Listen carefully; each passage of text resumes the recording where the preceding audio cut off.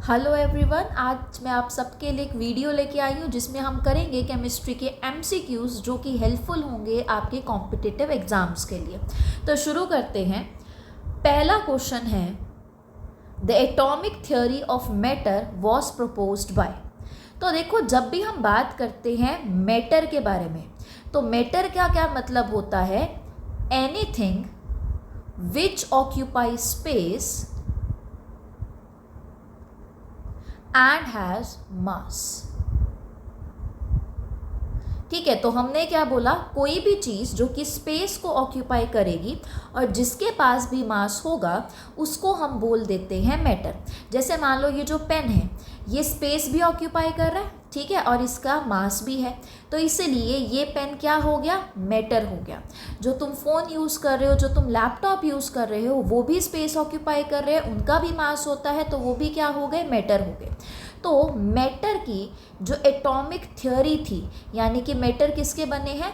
Atoms के बने हैं। यानी कि जब भी हम बात करते हैं कि एटम के बारे में फर्स्ट थ्योरी किसने दी थी, तो उसका नाम क्या था? जॉन डेल्टन था। ठीक है, जब भी हम बात करते हैं एटम्स के बारे में, तो एक चीज़ याद रखना कि फर्स्ट थ्योरी जो दी थी वो दी थी डेल्टन ने। ठीक है, एटम के बारे में, एटम का जो पहला मॉडल दिया गया था वो दिया था जे थॉमसन ने। ठीक है, और जब हम बात करते हैं कि ये जो एटम है उसके अंदर जो न्यूक्लियस प्रेजेंट होता है, तो उस न्यूक्लियस की डिस्कवरी किसने की थी? रदरफोर्ड ने की थी। जब हम इलेक्ट्रॉन की डिस्कवरी के बारे में बात करते हैं, तो वो किसने की थी? वो भी की थी जे थॉमसन ने। ठीक है, तो ये कुछ चीज़ें हैं जो हमें याद रखनी है। पहली थ्योरी किसने दी थी एटम के बारे में? वो दी थी जॉन डेल्टन ने, यानी कि यहाँ पे जो आंसर आएगा वो आएगा ए ऑप्शन। तो देखो, जब भी हम बात करते हैं जॉन डेल्टन के बारे में, तो एक इंग्लिश केमिस्ट थे और इसके अलावा मेटियोरोलॉजिस्ट थे जिन्होंने सबसे पहले एटॉमिक थ्योरी दी थी। उनकी ये जो थ्योरी थी उसमें उन्होंने बोला था कि जो मैटर है, यानी कि कोई भी चीज़ जो स्पेस ऑक्यूपाई कर रही है, जिसके पास भी मास होता है, वो किसके बने हुए होते हैं? एटम्स के बने हुए होते हैं। और ये जो एटम्स होते हैं वो बहुत ही छोटे होते हैं और वो होते हैं इंडिविजिबल पार्टिकल, यानी कि इनको और ज़्यादा नहीं तोड़ा जा सकता। वैसे तो अब ये जो डेल्टन ने ये थ्योरी दी थी कि जो एटम्स होते हैं वो इंडिविजिबल पार्टिकल्स होते हैं, वो रिजेक्ट हो चुकी हैं, क्योंकि अब हमें पता है कि एटम्स के अंदर भी सब एटॉमिक पार्टिकल्स प्रेजेंट होते हैं, जैसे कि इलेक्ट्रॉन, प्रोटॉन एंड न्यूट्रॉन। ठीक है, लेकिन उस टाइम पे उसने बोला था कि जो एटम्स होते हैं वो इंडिविजिबल पार्टिकल्स होते हैं। इसके साथ साथ उसने और क्या बोला था कि अलग अलग एलिमेंट्स जो होते हैं वो कंबाइन करते हैं फिक्स्ड रेशो में, ताकि वो क्या बना सके? कंपाउंड्स बना सके। जैसे कि मान लो मैं बात करूं वाटर के बारे में, तो यहाँ वाटर के अंदर क्या हो रहा है कि यहाँ पे दो एटम्स हैं हाइड्रोजन के और एक एटम है ऑक्सीजन का। तो अलग अलग एलिमेंट्स कंबाइन कर रहे हैं फिक्स्ड रेशो के अंदर और वो क्या बना रहे हैं? यहाँ पे कंपाउंड बना रहे हैं। बाकी यहाँ पे जैसे नाम लिखा हुआ था रदरफोर्ड का, तो ये जो रदरफोर्ड था इसने क्या किया था? सबसे पहले एटम की न्यूक्लियस की डिस्कवरी की थी और इसने एक एक्सपेरिमेंट परफॉर्म किया था जिसका नाम था अल्फा रे स्कैटरिंग एक्सपेरिमेंट। तो जो एटम का स्ट्रक्चर है ना, अभी जो हम जानते हैं एटम के स्ट्रक्चर को, तो उसकी स्टडी किसने आसान करवाई थी हमारे लिए? रदरफोर्ड ने करवाई थी। एक और नाम है जे थॉमसन। ये जो जे थॉमसन है, इसने पहला मॉडल दिया था एटम का और इसके साथ साथ इसने इलेक्ट्रॉन की डिस्कवरी भी की थी। इसने जो मॉडल बनाया था अपना, उसको नाम दिया जाता है प्लम पुडिंग मॉडल। ठीक है, और फिर उसके बाद जे के थॉमसन के जो मॉडल था उसके बाद रदरफोर्ड का मॉडल आया। रदरफोर्ड मॉडल के बाद बोहर मॉडल आया था। तो यहाँ पे जो नाम लिखा है नील्स बोहर, ये जो नील बोहर है उसी ने बनाया था बोहर मॉडल ऑफ एटम और उसी से हमें इलेक्ट्रॉन के बिहेवियर के बारे में काफ़ी जानकारी मिली थी। ठीक है, तो यहाँ पे अब नेक्स्ट क्वेश्चन करते हैं। नेक्स्ट क्वेश्चन है, body is charge negatively, it implies that. अगर एक बॉडी के ऊपर नेगेटिव चार्ज है तो इसका क्या मतलब है? इसका मतलब ये है कि उस बॉडी ने इलेक्ट्रॉन्स को गेन किया है। ठीक है, तो देखो फर्स्ट यहाँ पे ऑप्शन क्या लिखा हुआ है? It has lost some of its protons. तो ये गलत स्टेटमेंट है। दूसरी है statement it has acquired some electrons from outside, जो कि सही स्टेटमेंट है। अगर वो इलेक्ट्रॉन लूज करता है कोई भी पार्टिकल तो उसके ऊपर पॉजिटिव चार्ज आता है, अगर वो गेन करता है इलेक्ट्रॉन को तो उसके ऊपर नेगेटिव चार्ज हमें देखने को मिलता है। जैसे मान लो अगर मैं यहाँ पे क्लोरीन के बारे में बात करूँ तो ये जो क्लोरीन है ये एक एलिमेंट है जिसका एटॉमिक नंबर क्या होता है 70। तो अगर हम यहाँ पे बनाएं तो ये है न्यूक्लियस, ठीक है। यहाँ पे पहला शेल आया, पहले शेल के अंदर कितने इलेक्ट्रॉन 2 इलेक्ट्रॉन, दूसरे शेल के अंदर 8 इलेक्ट्रॉन और तीसरे शेल के अंदर आएंगे 7 इलेक्ट्रॉन। अब अगर किसी भी एटम को स्टेबल होना होता है तो उसको अपने आउटर मोस्ट शेल के अंदर 8 इलेक्ट्रॉन की रिक्वायरमेंट होती है। अब अगर हम यहाँ पे देखें तो इसके पास कितने इलेक्ट्रॉन है, आउटर मोस्ट शेल के अंदर 7 इलेक्ट्रॉन है। अगर इसको स्टेबल होना है तो इसको कितने इलेक्ट्रॉन की और ज़रूरत है, इसको सिर्फ 1 इलेक्ट्रॉन की ज़रूरत है। तो कहीं से अगर इसको 1 इलेक्ट्रॉन मिल गया, ठीक है, तो इसके पास आउटर मोस्ट शेल में कितने इलेक्ट्रॉन हो जाएंगे 8 इलेक्ट्रॉन हो जाएंगे। अब क्योंकि ये जो क्लोरीन है वो 1 इलेक्ट्रॉन को गेन कर रहा है तो इसलिए अब इसके ऊपर चार्ज क्या आ जाएगा Cl नेगेटिव, यानी कि अब इसके पास कितने इलेक्ट्रॉन है, अब इसके पास 18 इलेक्ट्रॉन्स प्रेजेंट है, ठीक है। तो किसी भी बॉडी के ऊपर जब भी नेगेटिव चार्ज होगा इसका मतलब है कि उसने कुछ इलेक्ट्रॉन्स को एक्वायर किया है। नेक्स्ट क्वेश्चन देखते हैं। नेक्स्ट क्वेश्चन है An atom of carbon has 6 protons. Its mass number is 12. How many neutrons are present in an atom of carbon? तो देखो यहाँ पे हमें क्या क्या बोला हुआ है कि हमारे पास एटम किसका है, कार्बन का एटम है, और उसके अंदर हमें बोला कि कार्बन में प्रोटॉन्स कितने प्रेजेंट हैं, 6 प्रोटॉन प्रेजेंट है। प्रोटॉन्स क्या होते हैं, जिसमें पॉजिटिव चार्ज होता है, ठीक है। और इस कार्बन का जो मास है वो कितना है, 12 है। तो हमसे पूछा है कि यहाँ पर न्यूट्रॉन्स यानी कि जो न्यूट्रल चार्ज पार्टिकल्स हैं वो कितने प्रेजेंट होंगे। तो यहाँ पे लगेगा एक फॉर्मूला।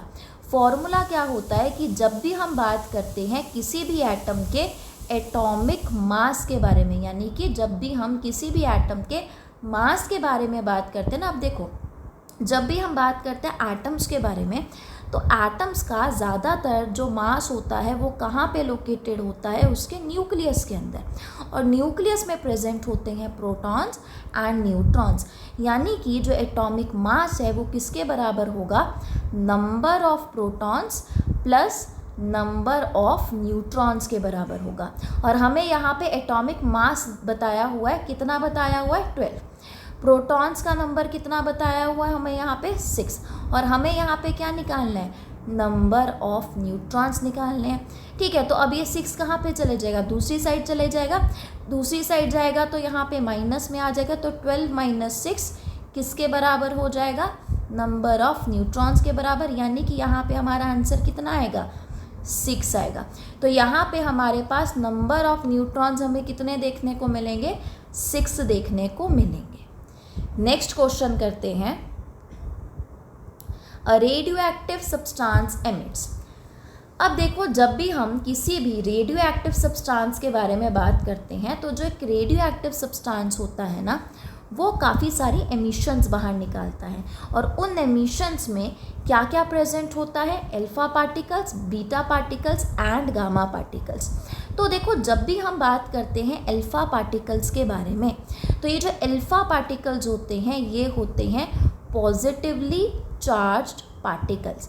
जब भी हम बीटा पार्टिकल्स के बारे में बात करते हैं तो ये होते हैं नेगेटिवली चार्ज पार्टिकल्स, और जब भी हम गामा पार्टिकल्स के बारे में बात करते हैं तो ये होते हैं न्यूट्रल पार्टिकल्स, ठीक है। तो जो भी कोई रेडियो एक्टिव सब्सटेंस होता है वो अल्फा पार्टिकल्स, बीटा पार्टिकल्स और गामा पार्टिकल्स की एमिशन करता है, यानी कि यहाँ पे आंसर जो आएगा वो आएगा डी ऑप्शन, यानी कि ऑल ऑफ दी अबव। अब देखो ये जो एमिशंस है, यानी कि जो अल्फा पार्टिकल्स है, बीटा पार्टिकल्स है या गामा पार्टिकल्स है, इनकी एमिशंस क्यों हो रही है, क्योंकि ये जो रेडियो एक्टिव सब्सटेंसेस होते हैं ना इनका जो न्यूक्लियस होता है वो काफ़ी ज़्यादा अनस्टेबल होता है। अब यहाँ पे ना एक चीज़ याद रखना कि हम हमेशा क्या बोलते हैं कि जिसकी भी एनर्जी होती है ज़्यादा वो कैसा हो जाएगा, अनस्टेबल। ठीक है, और जिसकी भी एनर्जी होती है कम वो कैसा हो जाता है, वो हो जाता है स्टेबल। तो यहाँ पे हमने क्या बोला है कि हमने बोला कि जो रेडियो एक्टिव सब्सटेंसेस होते हैं उनका जो न्यूक्लियस होता है वो कैसा होता है, अनस्टेबल होता है। तो अगर कोई भी चीज़ अनस्टेबल है तो वो किसको अटेन करना चाहती है, स्टेबिलिटी को अटेन करना चाहती है। स्टेबिलिटी कैसे अटेन करेगी, काफ़ी सारी एनर्जी बाहर निकाल के, क्योंकि इसकी एनर्जी हाई थी तभी वो अनस्टेबल था। अगर उसको स्टेबल होना है तो उसको काफ़ी सारी एनर्जी बाहर निकालनी पड़ेगी, और एनर्जी वो alpha, beta and gamma radiations की फॉर्म में ही बाहर निकालता है। ठीक है, इसलिए यहाँ पे आंसर क्या होगा, ऑल ऑफ द अबव होगा। नेक्स्ट क्वेश्चन देखते हैं। नेक्स्ट क्वेश्चन है, अ radioactive substance has a half life of 4 months, 3/4 of the substance would decay. तो हमने क्या बोला, एक रेडियो एक्टिव सब्सटेंस है, उसकी जो हाफ लाइफ है वो 4th मंथ की है। हाफ लाइफ का मतलब क्या होता है कि जैसे मान लो अगर मैंने बोला कि हाफ लाइफ है 4 मंथ की, यानी कि एक मेरे पास सब्सटेंस पड़ा है, इसको आधा होने में कितना टाइम लग रहा है, 4 मंथ का टाइम लग रहा है, यानी कि 4 मंथ में ये कितना हो जाएगा, हाफ हो जाएगा। ठीक है, किन्हीं जो रेडियो एक्टिव सब्सटेंस है उनकी इवन हाफ लाइफ 3 मिनट की भी होती है। तो ये सोचो 3 मिनट के अंदर ये आधे हो जाते हैं। ठीक है, इसी वजह से हम इनकी स्टडीज़ अच्छे से नहीं कर पाते हैं। तो देखो यहाँ पे क्वेश्चन में क्या था कि एक रेडियो एक्टिव सब्सटेंस है जो कि 4 मंथ में कितना हो जा रहा है, हाफ हो जा रहा है। तो अगर मुझे पता लगाना है कि 3/4 ऑफ द सब्सटेंस वो कितने मंथ में डिके करेगा, तो देखो अभी हमने क्या बोला, हमने बोला कि 4 मंथ में कितना डिके हो जा रहा है, हाफ डिके हो जा रहा है। अब इसका मतलब क्या हो गया कि नेक्स्ट 4 मंथ के अंदर क्या हो जाएगा, इस हाफ का भी हाफ हो जाएगा, है ना, यानी कि बेसिकली कितना हो जाएगा, 1/4 हो जाएगा नेक्स्ट 4 मंथ्स के अंदर, यानी कि 8 मंथ्स के अंदर। तो 4 मंथ के अंदर ये हो रहा है हाफ, 8 मंथ के अंदर क्या हो रहा है, 1/4 हो रहा है एक तरीके से, है ना। तो देखो हमने क्या बोला, हाफ प्लस 1/4, तो यहाँ पे कितना आ जाएगा, हाफ प्लस 1/4, 3/4 हो जाएगा। यानी कि हम यहाँ पे क्या बोल रहे हैं कि 3/4 यहाँ पे कितने मंथ में हो रहा है, 8 मंथ में हो रहा होगा।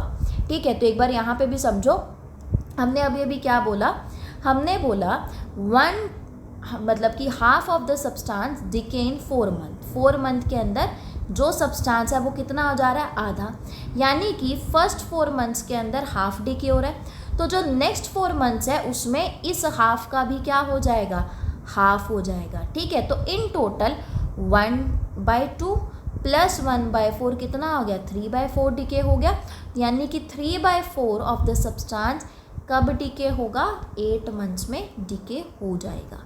ठीक है, तो नेक्स्ट क्वेश्चन करते हैं। आई होप ये वाला ऊपर वाला क्वेश्चन आपको समझ में आया होगा। नेक्स्ट क्वेश्चन है, there are 6 electrons, 6 protons and 6 neutrons in an atom of an element, what is the atomic number of the element.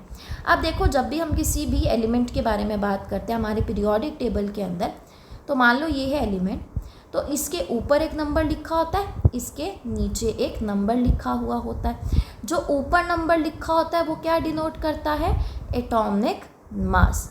जो नीचे नंबर लिखा होता है वो क्या डिनोट कर रहा होता है, एटॉमिक नंबर डिनोट कर रहा होता है। तो ये जो एटॉमिक नंबर है, तो हमें बोल दिया गया है कि इलेक्ट्रॉन है 6, प्रोटॉन भी कितने हैं 6, न्यूट्रॉन भी कितने हैं 6। हमने यहाँ पे क्या निकालना है, एटॉमिक नंबर निकालना है। तो एटॉमिक नंबर किसके बराबर होता है, एटॉमिक नंबर बराबर होता है नंबर ऑफ प्रोटॉन्स के। ठीक है, या फिर हम क्या बोल सकते हैं कि number of electrons in uncharged species के बराबर होता है। तो अब हमें यहाँ पे बाकी सारी चीज़ें नहीं देखनी। ठीक है, हमें क्या देखना है, प्रोटॉन का नंबर कितना है, 6 है। अगर प्रोटॉन का नंबर 6 है यानी कि एटॉमिक नंबर भी कितना होगा, यहाँ पर 6 ही होगा। ठीक है, तो यहाँ पे आंसर क्या आ गया, 6 आंसर आ गया। नेक्स्ट क्वेश्चन देखो, which one of the following has different number of molecules all are kept at normal temperature and pressure. हमें यहाँ पे बोला है कि इनमें से किसमें डिफरेंट नंबर के मॉलिक्यूल्स हैं।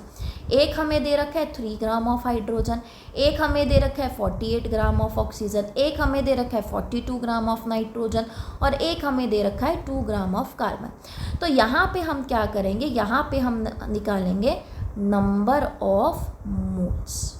ठीक है, और नंबर ऑफ मोल्स निकालने का क्या फॉर्मूला होता है, given mass by molar mass.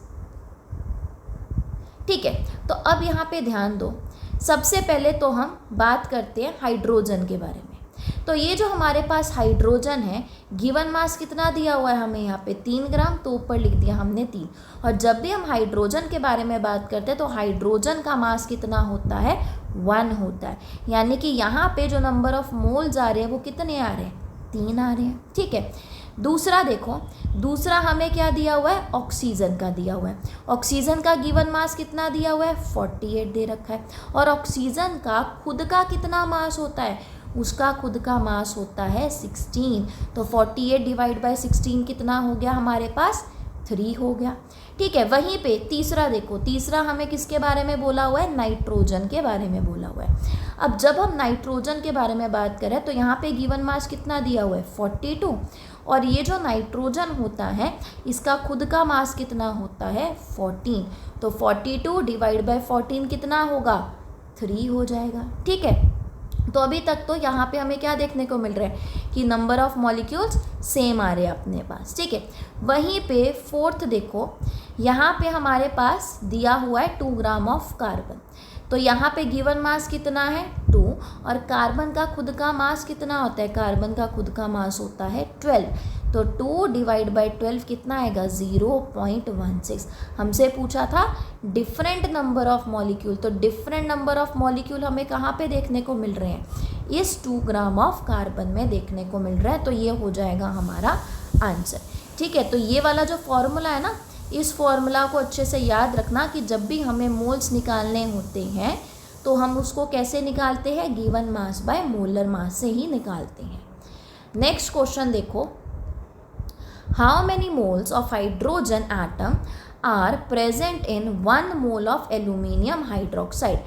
1 mole of aluminium hydroxide. अब इसका फॉर्मूला में निकालते हैं। जब भी हम एल्यूमिनियम के बारे में बात करते हैं तो इसकी ऑक्सीडेशन स्टेट क्या होती है, +3। जब अब एल्यूमिनियम हाइड्रोक्साइड, हाइड्रोक्साइड यानी कि यहाँ पे कौन सा ग्रुप प्रेजेंट होगा, OH, और OH के ऊपर क्या होता है, -1, तो यहाँ पे आ गया -1। अब जब भी हमें फॉर्मूला बनाना होता है तो जो दोनों की वैलेंसीज होती है वो इंटरचेंज हो जाते हैं, यानी कि -1 चला जाएगा एल्यूमिनियम के पास और +3 चला जाएगा OH के पास। तो अब देखो, एल्यूमिनियम के साथ 1 है तो 1 लिखने की तो ज़रूरत होती नहीं। OH के साथ यहाँ पे क्या है, 3 है, तो ये क्या आ जाएगा, होल ट्वाइस। अब यहीं पे देखो, मेरे पास 1 मोल पड़ा था एल्यूमिनियम हाइड्रोक्साइड का, ठीक है, या 1 मॉलिक्यूल पड़ा था एल्यूमिनियम हाइड्रोक्साइड का। तो इसके अंदर कितने हाइड्रोजन नज़र आ रहे हैं, हाइड्रोजन 3 नज़र आ रहे हैं। तो यहाँ पे कितने मोल्स प्रेजेंट होंगे, 3 मोल्स प्रेजेंट होंगे हाइड्रोजन के। ठीक है, क्लियर हुआ। नेक्स्ट करते हैं फिर क्वेश्चन। नेक्स्ट क्वेश्चन है the difference between a nuclear reactor and atomic bomb. तो अब देखो, जब हम बात करते हैं ना न्यूक्लियर रिएक्टर और एटॉमिक बॉम्ब के बारे में, तो यहाँ पे जो प्रिंसिपल होता है वो तो बिल्कुल सेम होता है, लेकिन होता क्या है कि जब भी हम एटॉमिक बॉम्ब के बारे में बात करते हैं ना, तो यहाँ पे जो भी न्यूक्लियर रिएक्शंस, क्योंकि न्यूक्लियर रिएक्टर में भी न्यूक्लियर रिएक्शंस हो रही हैं, एटॉमिक बॉम्ब के अंदर भी न्यूक्लियर रिएक्शंस हो रही हैं, लेकिन एटॉमिक बॉम्ब के अंदर जो न्यूक्लियर रिएक्शंस हो रही हैं ना, वो कैसी हो रही हैं, अनकंट्रोल्ड न्यूक्लियर रिएक्शंस हो रही हैं। वहीं पे जब भी हम बात करते हैं न्यूक्लियर रिएक्टर के बारे में, तो न्यूक्लियर रिएक्टर के अंदर भी न्यूक्लियर रिएक्शंस हो रही हैं, लेकिन ये न्यूक्लियर रिएक्शंस हो रही है कंट्रोल्ड मैनर के अंदर। ठीक है, तो बस यही फ़र्क होता है न्यूक्लियर रिएक्टर और एटॉमिक बॉम्ब के बीच में। तो एक बार ऑप्शंस पढ़ो। पहला ऑप्शन था no chain reaction takes place in nuclear reactor while in the atomic bomb there is a chain reaction. तो तो ऐसा नहीं है। सेकेंड है द चेन रिएक्शन इन, क्योंकि दोनों के अंदर ही चेन रिएक्शंस हो रही होती हैं, इसी वजह से फर्स्ट वाला ऑप्शन जो है वो गलत है। सेकेंड ऑप्शन देखो, the chain reaction in nuclear reactor is controlled. ये स्टेटमेंट अभी हमारे पास ठीक है, बाकी स्टेटमेंट भी पढ़ लेते हैं। थर्ड स्टेटमेंट है the chain reaction in nuclear reactor is not control. अब देखो हमने अभी क्या बोला कि न्यूक्लियर रिएक्टर के अंदर जो भी रिएक्शंस हो रही होती है वो कैसी होती हैं, कंट्रोल मैनर में होती हैं, यानी कि ये स्टेटमेंट भी क्या हो गई, गलत हो गई। फोर्थ देखो, no chain reaction takes place in atomic bomb while it takes place in nuclear reactor. तो भाई दोनों के अंदर ही चेन रिएक्शन हो रही होती है। तो यहाँ पे जो मेन डिफरेंस है न्यूक्लियर रिएक्टर और एटॉमिक बॉम्ब का वो क्या है कि चेन रिएक्शन न्यूक्लियर रिएक्टर के अंदर हो रही होती है कंट्रोल्ड। ठीक है, एक बार यहाँ पे एक्सप्लेनेशन भी पढ़ते हैं। तो जब हम न्यूक्लियर रिएक्टर के बारे में बात करते हैं ना, तो वहाँ पे जो चेन रिएक्शंस हो रही होती है वो केयरफुली कंट्रोल्ड की जाती है। इसका मतलब क्या हुआ कि जो भी रिएक्शंस हो रही हैं उसको इस तरीके से रेगुलेट किया जाता है कि वो आउट ऑफ कंट्रोल ना हो सके। वहाँ पे कंट्रोलिंग रोड्स प्रेजेंट होती है ताकि वो सारे के सारे न्यूट्रॉन्स को एब्जॉर्ब कर सके और रिएक्शन को स्लो कर सके। वहीं पे जब हम एटॉमिक बॉम्ब के बारे में बात करते हैं तो एटॉमिक बॉम्ब जो होती है उसके अंदर अनकंट्रोल्ड चेन रिएक्शंस हो रही होती है, फिजन हो रहा होता है। फिजन का मतलब क्या है कि किसी एक एलिमेंट का जो न्यूक्लियस है वो टूट रहा होता है अपने छोटे न्यूक्लियस के अंदर, तो उससे एनर्जी रिलीज हो रही है। तो यहाँ पे जो फिजन प्रोसेस है, यानी कि जो टूटने का प्रोसेस है न्यूक्लियस के, वो किससे हो रहा होता है, सब्सिक्वेंट रिएक्शन से हो रहा होता है, जिसकी वजह से बहुत सारी एनर्जी रिलीज होती है और ये जो रिएक्शंस होती है वो बहुत ही रैपिडली और एक्सप्लोसिवली हो रही होती है। ठीक है, नेक्स्ट क्वेश्चन करते हैं, लास्ट क्वेश्चन आज का। The inexhaustible source of energy of stars is due to. अब जब भी हम स्टार्स के बारे में बात करते हैं ना, तो उसमें जो एनर्जी प्रोड्यूस हो रही होती है वो कभी ना ख़त्म होने वाली होती है, राइट। तो वो किस वजह से होती है, तो ध्यान रखना कि वो किस वजह से होती है, conversion of hydrogen to helium. तो देखो जब भी हम बात करते हैं ना स्टार्स के बारे में, तो वहाँ पे जो न्यूक्लियस होता है, क्योंकि वहाँ पे ना बहुत ज़्यादा हाई टेम्परेचर है, बहुत ज़्यादा प्रेशर है, तो उसकी वजह से जो हाइड्रोजन का न्यूक्लियस है ना, वो हाइड्रोजन जो है वो बेसिकली कंबाइन कर जा रहे हैं, और कंबाइन किस में करेंगे, वो हीलियम में करेंगे। और जब हाइड्रोजन का न्यूक्लियस हीलियम के न्यूक्लियस में कन्वर्ट हो रहा है तो उससे बहुत ज़्यादा एनर्जी निकल रही है, और यही सोर्स है हमारे स्टार्स का भी। ठीक है, तो कोर ऑफ स्टार्स में बहुत ज़्यादा हाई टेम्परेचर होता है, प्रेशर भी होता है, ठीक है, जिसकी वजह से जो हाइड्रोजन के एटम होते हैं वो एक दूसरे के साथ फ्यूज़ हो जाते हैं और वो क्या बना देते हैं, हीलियम का एटम, जिसकी वजह से बहुत ज़्यादा एनर्जी रिलीज़ होती है। और देखो यहाँ पे क्या हो रहा है, दो अलग अलग एलिमेंट्स मिलके फ्यूज़ हो जा रहे हैं, राइट, और एक एलिमेंट बना रहे हैं, तो इसको हम क्या बोलेंगे, न्यूक्लियर फ्यूजन रिएक्शन। तो यहाँ पे ये जो न्यूक्लियर फ्यूजन हो रही है यही हमारी स्टार की एनर्जी को पावर देती है। ठीक है, तो आज हम यहीं तक ही क्वेश्चंस करेंगे। आई होप कि आपको ये सारे के सारे क्वेश्चन समझ में आए होंगे। अगर कुछ नहीं समझ आए, एक बार वीडियो को दोबारा से रिवाइंड करके देखना, या फिर आप कमेंट सेक्शन में भी लिख सकते हो, मैं दोबारा से इसकी वीडियो बना दूँगी इस पर्टिकुलर क्वेश्चन की। आज के लिए फिर इतना ही करते हैं। Thank you so much.